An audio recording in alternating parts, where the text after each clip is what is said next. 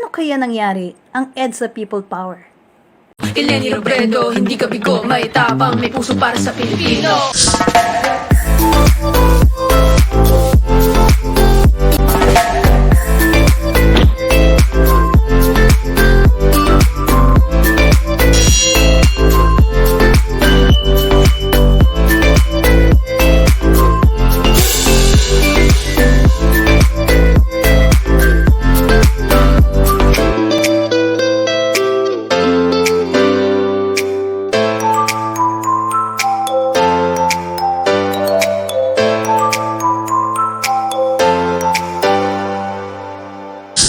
Nagsimula ang EDSA People Power nang nabisto ni Marcos ang plano ni Juan Ponce Enrile na kanyang Ministro ng National Defense at Colonel Gringo Honasan na magsasagawa sila ng military coup laban kay Marcos.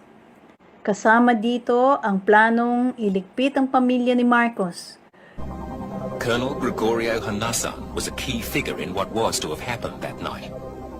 For more than 3 years, he'd been preparing a daring plan to stage a coup. The plan actually was to undertake a military operation. And my area of responsibility was Malacanang Palace. My mission was to attack the palace, occupy it, arrest the president and his family, and then neutralize General Ver. And Defense Minister Enrile was part of that plan. Yes, that's true. But some of the officers close to Marcos had plans of their own. Some of them did not even bother to keep it quiet. They were more or less hinting that if something should happen to the president, they would then make Mrs. Marcos as the successor to the president, to the presidency, and after a while take her out and the country would be ruled by the group of General Ver.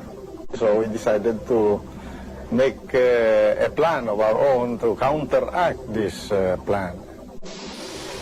But their plan went wrong. That afternoon, Enrile and a few hundred military supporters took over defense headquarters in Camp Aguinaldo and prepared to defend themselves. The coup had become a mutiny. After lunch at about 2 o'clock, Colonel Honasan and 2 other gentlemen informed me that they got information from their contacts in the palace that we were going to be arrested that day. And I decided that the best option for us was to come to this Camp Aguinaldo, and confront the situation directly. Nagdesisyon si Ramos na sumama kina Enrile at nagdeklara sila ng open rebellion kay Pangulong Marcos. Ang binigay na dahilan ni Enrile, ang masamang pamumuno ni Marcos at ang pangdaraya nito sa 1986, sabihin ng akusasyon niya ng pandaraya ni Marcos, si Cory ang totoong nanalo sa eleksyon. Ayon kay Enrile, sa isang press conference na reported ng Asia Week, dinaya ni Marcos si Cory Aquino gamit ang vote padding. Ginawa niyang halimbawa ang kaniyang rehiyon na Cagayan Valley, kung saan ayon kay Enrile, dinagdagan nila ng 350,000 votes para ipanalo si Marcos. President Marcos said tonight that the publicly announced decision of Defense Minister Juan Ponce Enrile and Armed Forces Vice Chief of Staff Fidel Ramos to break away from his administration was triggered by Malacanang's discovery of an attempted coup d'etat that apparently involved the two. The President told a news conference that the aborted coup was to be carried out shortly after midnight tonight and involved the assassination of the President and the First Lady. I call upon the Minister of National Defense and the Vice Chief of Staff to stop this stupidity and surrender so that we may negotiate exactly what should be done with them and their men. Major Aramin, will you read your statement? Yes, sir. I, Major Salito Aramin, wish to confess my participation in the plan to attack Malacanang Palace and its environs and capture President Marcos after midnight tonight. We were planning to go straight for the room of the President and the First Lady and his family and neutralize them, arrest them, secure them. Now, we realized, of course, that the situation inside would be very, very fluid. There would come a time when we would have no control over the firefight that would take place should the security of the President decide to put up a fight. So we were also realistic in the sense that we could not control this. The President just might get hurt. They should now realize that we are in complete control of the situation. As I have said, if there were to be any fighting, it would be a bloody mess. It would mean possibly the liquidation of all the men who are now in that corner of Camp Aguinaldo. There were no more than 350 men holding Camp Aguinaldo that night. Enrile and Ramos were vulnerable, and they both knew it. But at this point, their mutiny took on a quite different perspective. Mr. Ramos said, Cardinal, support us because within 1 hour we will be dead. We defected from Mr. Marcos, and there is now an order to eliminate us.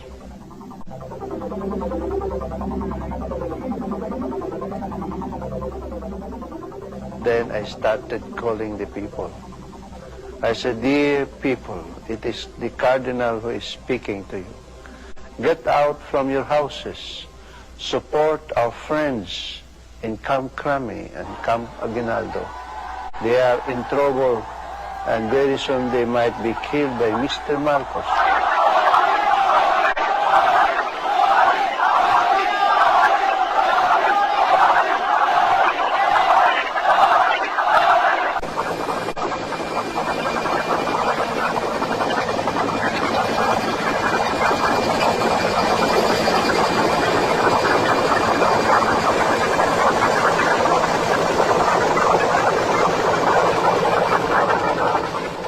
As the next day began, they waited for the inevitable showdown. The attack they'd been expecting the night before never happened, and Relay had stalled for time.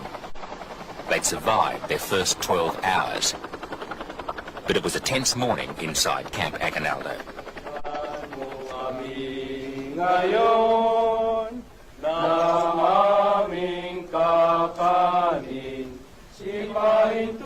We would like to tell you that the First and the Catholic people are behind you. We've been praying for your safety at Mass this morning, and this whole day the people are praying for you.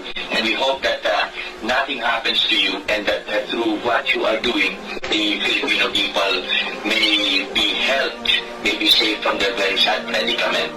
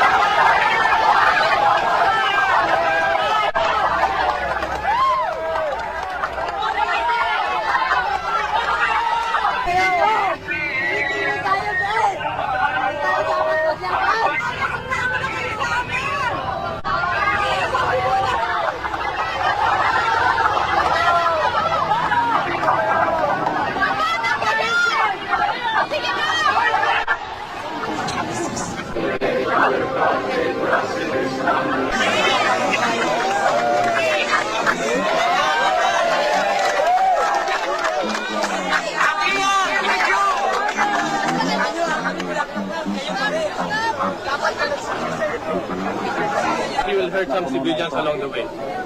You have to let us pass. We will not let you. Why will you? Because I'm not... It's going to be... You're only obeying orders. The people know that those orders will ultimately lead to fire, artillery fire, as said in the TV. Where is my artillery? I cannot force my will upon you. nor can the military. But General Tadia says he has his orders and it's getting dark and he might harm people.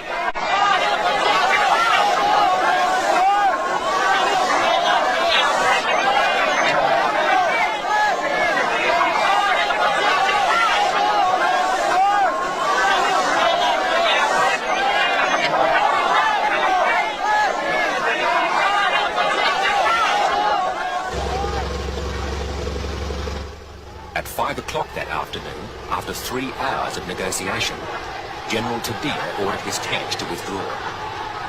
Not a single shot had been fired. It had been a victory for the people.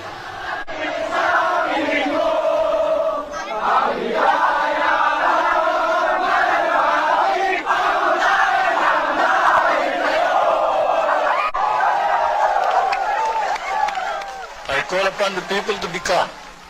I have all the power in my hands to eliminate this rebellion anytime that we feel that enough is enough.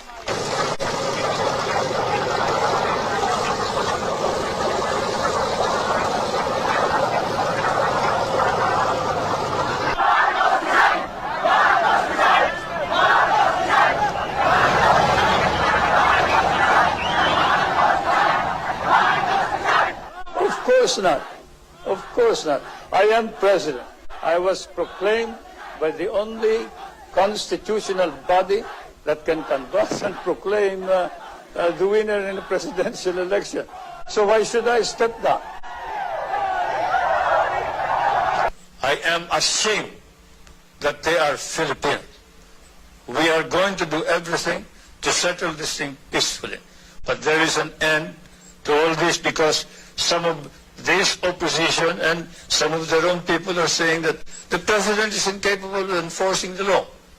They repeat that once more, and I'll sick the tanks and the artillery on them. We'll wipe them out.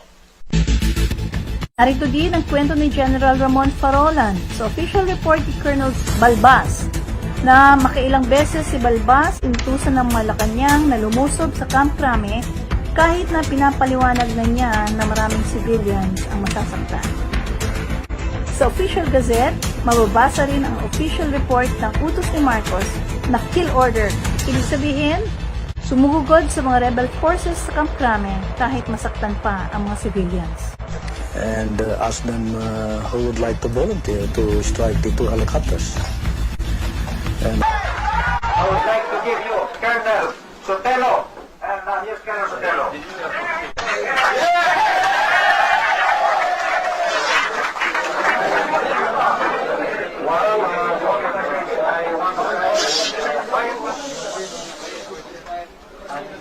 We followed our country.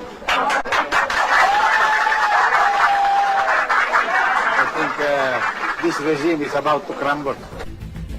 Nang nagbigay si Marcos ng televised order na huwag saktan ang mga civilians, makailang beses na munang na-transmit ang binigay niyang kill order. Makailang beses na rin itong kill order hindi sinunod ng mga ground commanders. By that time, marami na rin ang mga nag-defect na air at ground forces laban kay Marcos. When I talk to Ministro Enrile, he said you talk to me when I do it. Order is to disperse You not do all the time, Mr. President. without shooting them. No. Taliwas ito sa sinasabing nagmalasakit si Ferdinand Marcos para hindi masaktan ang mga nasa EDSA. Kung pagbabasehan ang time sequence, parang pang-international PR lang ang video ni Marcos na huwag saktan ang civilians. Pero at the time, several times nang na-transmit ang validated kill order ni Marcos sa ground commanders. Sa military, itong specific direct order ang genuine, hindi ang general pang-telebisyon na statement. At dahil ayaw nang sundin ng Marines, ng Navy, ng Air Force, at ng Army si Marcos, at sumanib na sila sa taong bayan, ang pagtakas mula sa Malacanang ang best option para sa mga Marcos. Nagbabadya na ang pagbagsak ng kanyang pamahalaan. Noong umalis ang mga Marcos sa Malacanang, si Amy Marcos Manotoc ay 30 years old, si Bongbong ay 28 years old, at si Irene Marcos Araneta ay 25 years old. Ang pag-utas sa buhay ng mga Marcos ang plano nina Enrile at Honasan. Kung natuloy ang original plan nila, siguradong dadanak ang dugo. Kumilos ang Diyos upang pigilan sina Enrile at ang kanyang grupo sa madugo nilang balak. Lumabas ang taong bayan sa kalye para protektahan sila at nakaalis ng ligtas ang pamilya Marcos. Walang dumanak ng dugo. Sinong mag-aakala na ang paglatag ng taong bayan ng kanilang buhay para iligtas sina Enrile, Honasan, Ramos at ang mga sundalong kaanib nila ay magliligtas sa bayan mula sa diktadura? Paano nangyari ang ganitong mga paghahanay ng mga timeline at events at pagpapalit ng isip ng mga tao, kundi mayroong Diyos na kayang magbago ng isip ng mga Pilipino. Mula sa pagiging takot sa diktadurya, naging napakatapang na taong bayan na handang ialay ang sarili para sa katotohanan, kabutihan at katarungan. Sa panahong iyon, kitang-kita na ang prayer ng mga Pilipino ay para sa isang milagro mula sa Diyos. Gaya nga ng sabi sa Proverbs 21:1, ang puso ng hari at ng mga tao ay nasa kamay ng Panginoon, na parang daluyan ng tubig.